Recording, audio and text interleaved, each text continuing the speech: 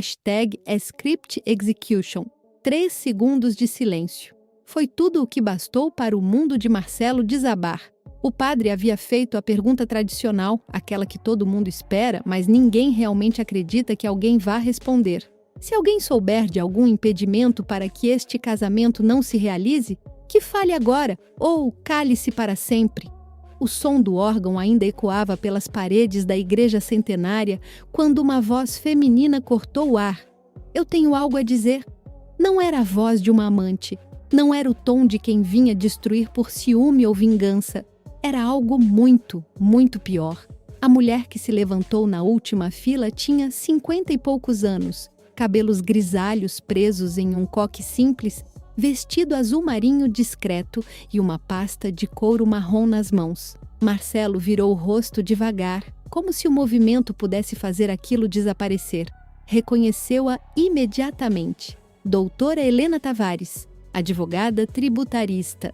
A mesma que ele havia consultado 6 meses antes, quando sua empresa começou a crescer e ele precisava de orientação sobre impostos e estrutura societária. A mesma que ele havia ignorado completamente quando ela alertou sobre irregularidades que encontrou nos documentos que ele apresentou. Beatriz, a noiva, estava ao lado dele com o buquê de lírios tremendo entre os dedos. O vestido de renda francesa custara R$42 mil.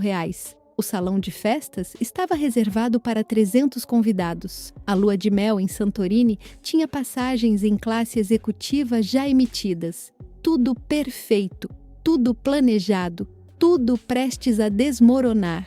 Peço desculpas pela interrupção, disse Helena, caminhando pelo corredor central com passos firmes. O salto baixo batia no piso de mármore com um ritmo que parecia uma contagem regressiva. Mas há informações que a noiva precisa conhecer antes de assinar qualquer documento hoje. Informações que dizem respeito não apenas ao casamento, mas à segurança financeira e jurídica dela.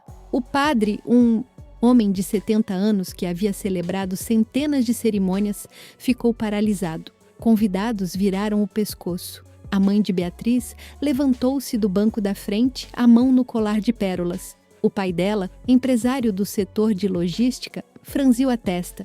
Marcelo sentiu o suor escorrer pela nuca, manchando a gola da camisa sob o smoking de linho italiano. Helena parou a 3 metros do altar, abriu a pasta, tirou um envelope pardo. Beatriz, disse ela, olhando diretamente para a noiva. Você sabe que seu noivo tem uma empresa de consultoria em tecnologia, correto? Beatriz assentiu, confusa. Sabe que ele te pediu para assinar um regime de separação total de bens, alegando que era para proteger você de eventuais dívidas empresariais, certo? Outro aceno. A voz de Beatriz saiu fraca. Sim, ele disse que era o mais seguro para mim. Ele mentiu, disse Helena. A palavra caiu como uma lâmina. O regime de separação total não foi sugerido para proteger você. Foi sugerido para proteger ele, porque a empresa que Marcelo administra não é dele. Nunca foi. Marcelo deu um passo à frente. Isso é um absurdo. Você está invadindo minha cerimônia com acusações infundadas. Eu vou processar você por difamação por... Helena ergueu a mão, cortando. Processe, mas antes, deixe-me mostrar à sua noiva o que você escondeu dela durante 2 anos de relacionamento. Ela tirou do envelope uma série de documentos. A primeira página era um contrato social. Esta é a certidão da junta comercial. Empresa registrada em nome de Marcelo Henrique Fonseca. Capital social declarado, R$500 mil. Atividade, consultoria em sistemas de gestão. Virou a página. Agora, este é o extrato do Simples Nacional dos últimos 18 meses. Faturamento declarado, R$2.400.000. Murmúrios explodiram entre os convidados. Beatriz arregalou os olhos. 2 milhões? Exatamente, confirmou Helena. Mas aqui está o problema. Ela puxou outro documento. Esta é uma escritura de cessão de cotas, assinada 3 semanas antes de Marcelo te conhecer, Beatriz. Ele transferiu 95% da empresa para a mãe dele, Dona Clarice Fonseca, que está sentada ali na segunda fila. Todos os olhares se voltaram para uma senhora de 60 anos que ficou pálida. Marcelo manteve apenas 5% no nome dele. Tecnicamente, ele é apenas um funcionário da própria empresa, um gerente. A verdadeira dona é a mãe. Beatriz virou-se para Marcelo. Por que você fez isso? A voz dela tremia, mas havia algo mais duro por baixo, algo que começava a endurecer. Marcelo abriu a boca, mas Helena continuou. Vou te dizer por quê. Porque Marcelo tem 2 execuções fiscais correndo na Receita Federal. Dívida total, R$ 870 mil. Ele desviou tributos durante 3 anos, emitiu notas frias, sonegou contribuições. E quando a Receita começou a investigar, ele transferiu tudo para o nome da mãe. Se você casar com ele, hoje, no regime que ele propôs, você não terá acesso a nada do patrimônio real. Mas se a Receita conseguir provar que houve simulação e reverter a blindagem, você pode ser atingida solidariamente por dívidas que ele escondeu de você. O silêncio agora era denso, sufocante. Beatriz deu 2 passos para trás, afastando-se de Marcelo. O buquê caiu no chão. Lírios brancos se espalharam sobre o tapete vermelho. Você me enganou esse tempo todo? A voz dela era um fio. Marcelo estendeu a mão. Amor, eu posso explicar? Isso é um mal-entendido. Eu estava resolvendo, eu ia te contar depois do casamento. Depois do casamento? Repetiu Beatriz. E algo quebrou dentro dela. Depois que eu assinasse, depois que eu estivesse presa. Ela olhou para Helena. Como você descobriu isso? Helena fechou a pasta. Você me procurou há 2 meses, lembra? Você queria uma revisão do contrato pré-nupcial que Marcelo havia feito elaborar. Você disse que algo não parecia certo, que você queria uma segunda opinião. Eu analisei. E quando vi o nome dele, lembrei que ele havia me procurado 6 meses antes, pedindo ajuda para organizar a estrutura da empresa.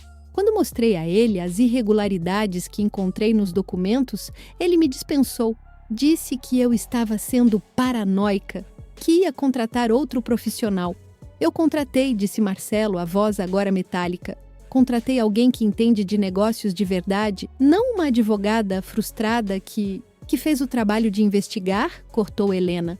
Porque quando Beatriz me procurou, eu não consegui ignorar. Fui atrás, puxei certidões, consultei a Receita Federal através de um amigo auditor.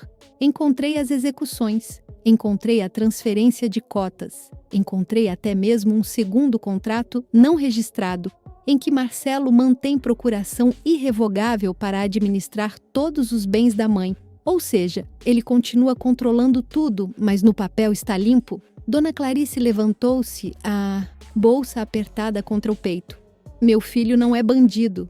Ele só estava se protegendo de um sistema injusto que cobra impostos, disse Helena. Como cobra de todo mundo. A diferença é que a maioria paga. Seu filho escolheu não pagar e esconder o patrimônio. E ia usar o casamento com Beatriz como mais uma camada de proteção. Beatriz tirou o véu, o tecido de tule deslizou pelos ombros e caiu no chão cobrindo os lírios. Ela olhou para Marcelo com uma clareza fria cortante. Você ia me transformar em cúmplice? Não era uma pergunta? Marcelo deu um passo à frente, desesperado agora. Não, amor, não é assim. Eu te amo, eu só queria garantir nosso futuro. Garantir que a gente tivesse segurança. Segurança construída em cima de mentira e crime, disse Beatriz. Ela virou-se para o padre. A cerimônia está cancelada. Virou-se para os convidados. Peço desculpas a todos pela viagem perdida, pelo tempo perdido. Mas eu não vou casar com um homem que me enganou desde o primeiro dia. A mãe de Beatriz subiu ao altar e abraçou a filha. O pai dela olhou para Marcelo com uma expressão que misturava desprezo e algo próximo de pena. Helena guardou os documentos na pasta. Beatriz, se você quiser, posso te ajudar a entrar com uma ação de danos morais. Você gastou dinheiro com esse casamento? Você foi enganada de forma premeditada. Tem direito à reparação. Beatriz limpou as lágrimas com as costas da mão. Eu vou pensar. Mas agora eu só quero sair daqui. Ela desceu do altar, a cauda do vestido arrastando. Passou por Marcelo sem olhar. Passou pela mãe dele, que tentou dizer algo, mas não conseguiu. Passou pelos convidados, que se afastaram para abrir caminho, como se ela fosse uma rainha, deposta recuperando a dignidade. Helena a seguiu. Quando chegaram à porta da igreja, Beatriz parou. Virou-se. Obrigada, disse ela. Obrigada por ter coragem de fazer o que ninguém mais faria. Helena sorriu, um sorriso cansado, mas genuíno. Eu quase não vim. Pensei, não é da minha conta? Ela é adulta, ela escolheu, mas aí lembrei de uma cliente que eu tive há 10 anos. Ela casou sem saber que o marido tinha dívidas. Quando descobriu, já era tarde. Perdeu a casa, perdeu a herança que o pai tinha deixado. Perdeu anos da vida tentando se livrar de uma dívida que não era dela. Eu não podia deixar isso acontecer de novo. Beatriz assentiu, elas saíram juntas. A luz do sol bateu nos olhos de Beatriz e ela teve que piscar várias vezes. O estacionamento da igreja estava cheio de carros decorados com laços brancos. O carro dos noivos, um conversível alugado, tinha latas amarradas no para-choque e uma placa, recém-casados. Beatriz olhou para aquilo e começou a rir. Um riso baixo, quase histérico, que logo virou choro. Helena colocou a mão no ombro dela. Você vai ficar bem. Eu sei, disse Beatriz, limpando o rosto. Eu sei que vou, mas dói muito descobrir que a pessoa que você amava nunca existiu de verdade. Helena não disse nada. Às vezes não há o que dizer. Às vezes, a única coisa que se pode fazer é ficar ao lado e deixar a dor passar. Dentro da igreja, Marcelo estava sentado no primeiro degrau do altar, a cabeça entre as mãos. O padre havia se retirado discretamente. Os convidados começavam a sair em grupos pequenos, conversando em voz baixa. A mãe dele se aproximou. Marcelo, filho, a gente precisa conversar com um advogado. A gente precisa... Não adianta, mãe, disse ele, a voz abafada. Ela tem tudo. Tem os documentos. Tem as provas. A receita vai cair em cima. E eu perdi a Beatriz. Você nunca teve a Beatriz de verdade, disse uma voz atrás deles. Era o pai de Beatriz que havia voltado. Você tinha uma versão dela que você inventou, uma versão que ia aceitar suas mentiras, que ia assinar seus papéis, que ia ser cúmplice sem saber. Mas a Beatriz real, a mulher que eu criei, essa você nunca conheceu, porque se conhecesse, saberia que ela jamais aceitaria ser enganada. Ele se virou e saiu. Marcelo ficou ali, sozinho com a mãe e com os destroços de um plano que parecia perfeito. O smoking italiano, de repente, pesava nos ombros. O anel de noivado, que custara R$28 mil, parecia uma algema no bolso. Tudo o que ele havia construído, a imagem, a empresa fantasma, o casamento estratégico, desmoronava porque uma advogada decidiu que a verdade valia mais que a conveniência. 3 semanas depois, Beatriz estava no escritório de Helena.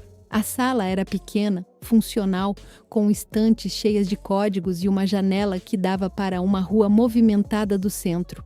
Nada de luxo, nada de aparência, só competência e trabalho sério. Eu quero te contratar, disse Beatriz. Não só para a ação contra o Marcelo, quero que você cuide de tudo. Revisão de contratos, planejamento patrimonial, consultoria para os negócios da minha família. Meu pai está impressionado com o que você fez. Ele quer te conhecer. Helena sorriu. Eu aceito, mas preciso te dizer uma coisa. Eu não costumo trabalhar com grandes escritórios. Não tenho sócios. Não tenho estrutura para atender dezenas de clientes ao mesmo tempo. Eu trabalho devagar, mas trabalho bem. Se você quer velocidade e glamour, tem escritórios maiores que... Eu não quero glamour, cortou Beatriz. Eu quero honestidade, quero alguém que me diga a verdade mesmo quando dói, mesmo quando é inconveniente. Você fez isso. Você arriscou ser expulsa de uma igreja, ser processada, ser chamada de louca. Mas você fez o certo, Helena assentiu.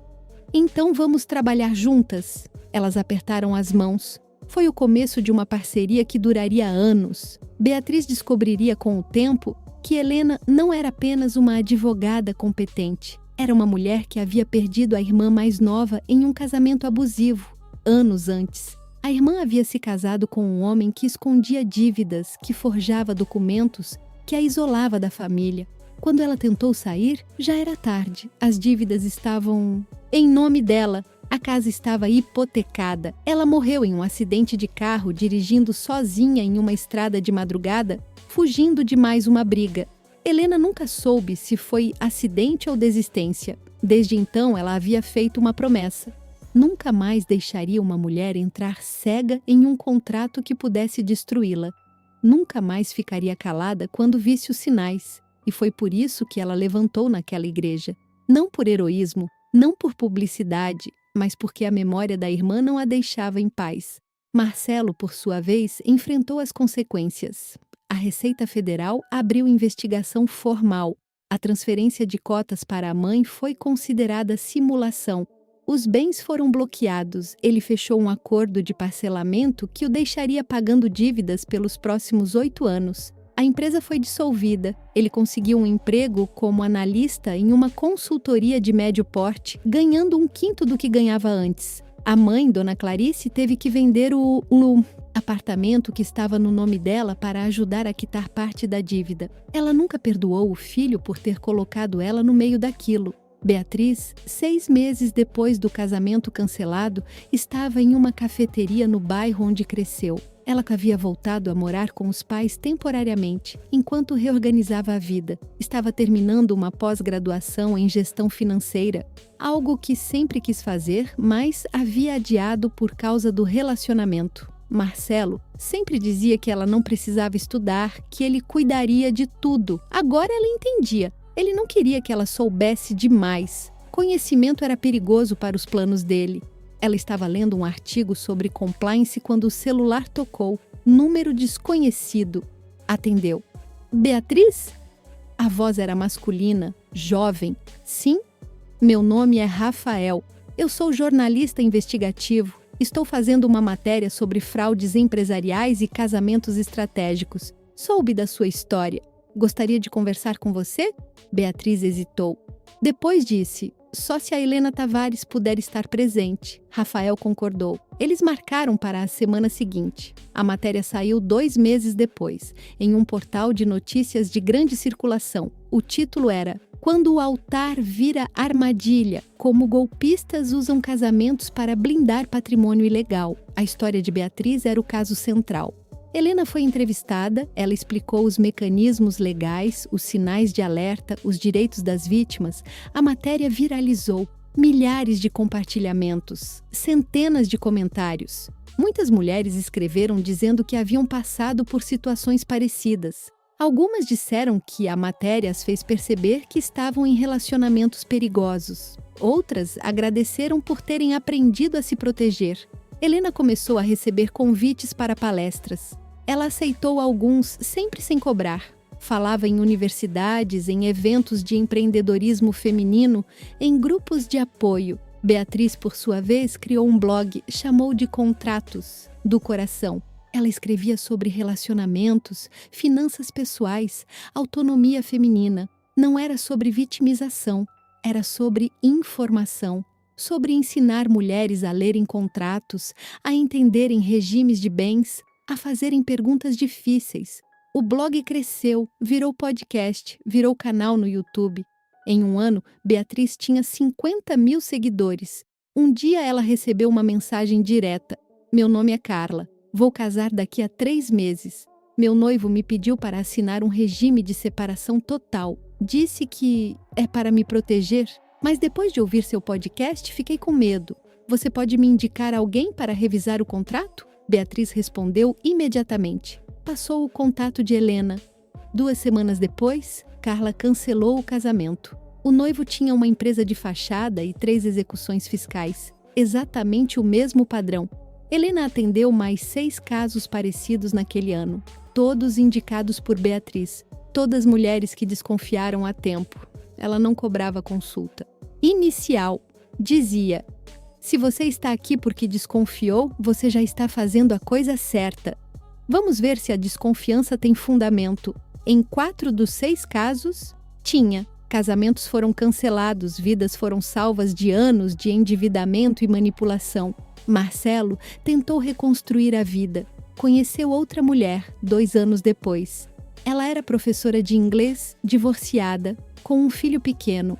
Ele foi honesto dessa vez. Contou sobre as dívidas, sobre o erro, sobre o processo. Ela ouviu, pensou, disse: eu preciso de tempo para decidir se quero me envolver com alguém que tem esse histórico. Ele entendeu, esperou. Ela consultou um advogado, fez as perguntas certas. No fim, decidiu dar uma chance, mas com condições claras. Regime de separação total, sem procurações, sem sociedades, sem misturas financeiras até que as dívidas estivessem zeradas e ele provasse, com anos de comportamento, que havia mudado. Marcelo aceitou. Não tinha escolha. E talvez, pela primeira vez, tenha entendido que relacionamentos não são estratégias, são pactos de confiança. E confiança não se constrói com contratos espertos, se constrói com verdade. Beatriz, 3 anos depois daquele dia na igreja, estava em um evento de empreendedorismo feminino. Ela havia sido convidada para falar sobre autonomia financeira. A plateia tinha 200 mulheres. Ela subiu ao palco, respirou fundo e começou. Eu quase casei com um homem que ia me transformar em cúmplice de crimes que eu nem sabia que existiam.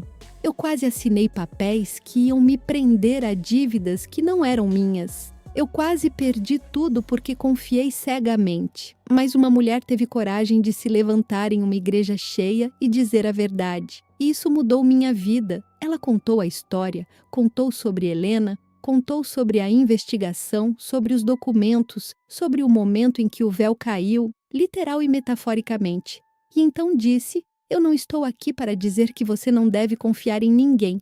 Estou aqui para dizer que confiança e ingenuidade são coisas diferentes. Confiança é um presente que você dá depois de verificar. Ingenuidade é um presente que você dá sem perguntar. Aprenda a diferença. Faça as perguntas difíceis. Leia os contratos. Consulte profissionais. Proteja-se, porque ninguém vai proteger você melhor do que você mesma. A plateia aplaudiu. Depois da palestra, uma fila de mulheres se formou para falar com ela. Muitas choravam, muitas agradeciam. Uma delas disse: eu vim aqui achando que ia aprender sobre negócios, mas aprendi sobre dignidade. Beatriz abraçou ela. É a mesma coisa, disse. Negócios sem dignidade são só esquemas. E a gente não quer viver de esquemas. A gente quer viver de verdade. Helena estava na plateia. Ela havia ido assistir discretamente, sentada nas últimas filas. Quando Beatriz desceu do palco, elas se encontraram. Você está fazendo um trabalho incrível, disse Helena. Beatriz sorriu. Aprendi com a melhor. Elas tomaram um café juntas depois do evento. Conversaram sobre os casos recentes, sobre as mudanças na legislação, sobre os novos golpes que estavam surgindo. Helena mencionou que estava escrevendo um livro, um guia prático para mulheres que querem entender contratos de casamento, união estável, partilha de bens, algo acessível, sem juridiquês. Eu quero ajudar, disse Beatriz. Posso revisar? Posso sugerir exemplos? Posso escrever um capítulo sobre a perspectiva de quem quase foi vítima? Helena aceitou. O livro foi lançado 1 ano depois. Título: Antes de assinar. O que toda mulher precisa saber sobre contratos afetivos. Vendeu 20.000 cópias nos primeiros 6 meses. Foi adotado em cursos de educação financeira, em ONGs de apoio a mulheres, em grupos de discussão. Marcelo viu o livro em uma livraria. Folheou, leu o capítulo escrito por Beatriz, reconheceu a história mesmo com os nomes trocados. Sentiu vergonha, mas também sentiu algo estranho, algo que levou tempo para identificar: gratidão. Porque se Helena não tivesse se levantado naquela igreja, ele teria casado com Beatriz, teria continuado mentindo e um dia, inevitavelmente, tudo teria desmoronado de forma muito pior. Talvez com filhos envolvidos, talvez com mais vidas destruídas. A interrupção brutal foi, no fim, uma misericórdia disfarçada de humilhação. Ele nunca falou com Beatriz de novo, nunca tentou se desculpar. Sabia que não adiantaria. Algumas pontes, quando queimadas, não podem ser reconstruídas. Só se pode aprender com as cinzas e tentar não incendiar as próximas. 5 anos depois daquele dia na igreja, Beatriz estava casada de novo. Não houve cerimônia religiosa. Foi um cartório com 10 pessoas presentes. O noivo era um professor de história que ela conheceu em um grupo de estudos. Eles namoraram 3 anos antes de decidir casar. Ele conhecia a história toda. Ela havia contado logo no começo, sem filtros. Ele ouviu, perguntou, entendeu. E quando chegou, À hora de escolher o regime de bens, ele disse: "Eu acho que comunhão parcial faz sentido, mas se você preferir separação, eu entendo. O importante é que você se sinta segura." Ela escolheu comunhão parcial, mas antes pediu para Helena revisar tudo. Helena revisou, deu o aval. "Esse aqui é gente boa", disse ela. "Pode ir tranquila." E Beatriz foi. O casamento foi simples, emocionante, verdadeiro. Helena foi madrinha. No pequeno almoço, depois da cerimônia, Beatriz fez um brinde. "A verdade", disse ela, erguendo a taça. E as mulheres corajosas que a dizem, mesmo quando o mundo inteiro prefere o silêncio. Todos brindaram. E naquele momento, em uma sala pequena de um restaurante discreto, havia mais amor verdadeiro do que em qualquer catedral decorada com flores importadas e mentiras bem embaladas. A história de Beatriz e Helena continuou a ecoar, não porque foi espetacular, mas porque foi real e porque mostrou algo que muita gente esquece. Coragem não é sempre sobre grandes gestos heróicos.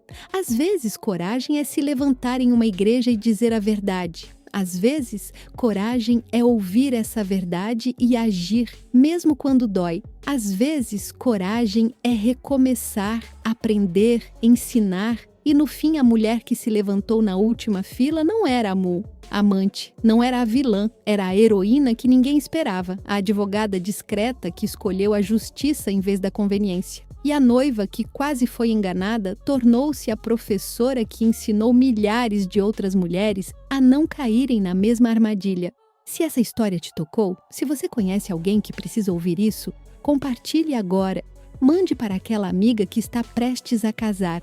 Mande para aquela prima que está com dúvidas sobre o contrato. Mande para aquela colega que acha que perguntar é desconfiança, porque informação salva vidas. E às vezes, um vídeo compartilhado pode ser a diferença entre um casamento desastroso e uma vida reconstruída com dignidade. Se inscreve no canal, ativa o sininho, porque toda semana a gente traz histórias reais de pessoas que enfrentaram injustiças e venceram, não com violência, não com vingança, mas com verdade, coragem e competência. Deixa sua curtida agora se você acredita que a verdade sempre vale mais que a aparência. E comenta aí, você teria coragem de se levantar em uma igreja para salvar alguém? Ou você teria coragem de ouvir a verdade e cancelar um casamento no altar?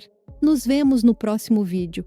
E lembra, antes de assinar qualquer coisa, leia, pergunte, consulte, proteja-se, porque o amor verdadeiro nunca vai te pedir para assinar algo às cegas.